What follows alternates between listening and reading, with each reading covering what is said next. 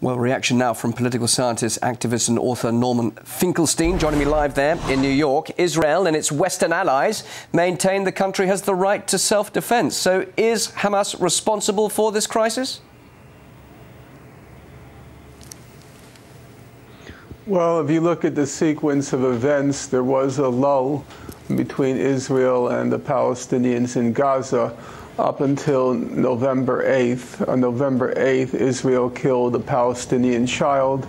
Then there was some Palestinian retaliation. They blew up a tunnel, injuring an Israeli soldier. And then subsequently, they fired on an Israeli jeep, injuring 4 Israeli soldiers. Then Israel killed 2 more Palestinian children. And during the funeral of the 2 children who were killed, Israel fired on the tent where the attendees to the funeral were present. And then the conflict escalated until November 12th, when there was a ceasefire negotiated, and it seemed as if the ceasefire was taking hold, and then Israel used the occasion of the ceasefire to assassinate what you might call the strongman of Gaza. And also, as the Israeli newspapers pointed out, Mr. Jabari, who they assassinated, was also, in effect, Israel's enforcer. That's not my words, that's the words of a military correspondent for Haaretz, Israel's leading newspaper. The person they killed was Israel's enforcer in Gaza. Why did Israel break that ceasefire then and carry out that assassination at a very delicate time? Well, most of the speculation has been that it has to do with the upcoming elections in Israel. That was a factor, but I think it's a minor factor. The basic fact is that Israel has suffered a sequence of foreign policy debacles.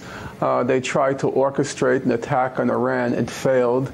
Mr. Netanyahu went to the UN, smuggled in a bomb, the nuclear bomb that Iran supposedly has. And when he held up the bomb for the General Assembly, he was seen to be, quite correctly, to be a maniac. Then there was the Hezbollah flying a drone weapon over or nearby Dimona. There was the fact that Qatar's head of state visited Gaza. There was the fact that Prime Minister Erdogan of Turkey was saying he was also going to go to Gaza. And then their own puppets, the puppet regime they established in the West Bank, the Palestinian Authority, even their puppets were getting uppity and were threatening to go to the United Nations and ask for observer status. And they said Israel won't be able to put sanctions on them because, after all, they are doing Israel's dirty work in the West Bank. So things were getting out of control. And as Israel said, when it launched its latest assault on Gaza, they said we have to restore our deterrence capacity. That is, restore the Arab world's fear of us. But it had very little to do with trying to restore Gaza's fear of Israel. Their main concern was the natives were getting restless, the Arabs were getting too uppity, the Muslims were getting too uppity, and it was time to put on another display of Israel's power to murder. You say things are getting out of control. Just how bad could this situation become, not just between Israel and Palestine, but also for the region as a whole? Actually, I'm skeptical that this the current escalation, I'm skeptical that it'll escalate yet further. First of all, we have to bear in mind that Turkey is now doing the U.S.'s dirty work in Syria, and they're going to be incensed that as they carry on their work regarding Syria, it's now going to be said that they care more about the Syrians than the people of Gaza.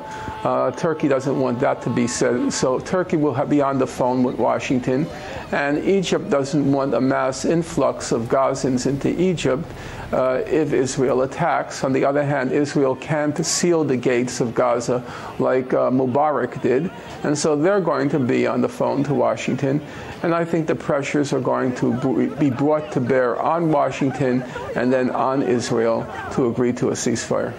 Live from New York, political scientist and activist and author Norman Finkelstein, thank you very much indeed for joining us here on RT. We appreciate your time. Thank you.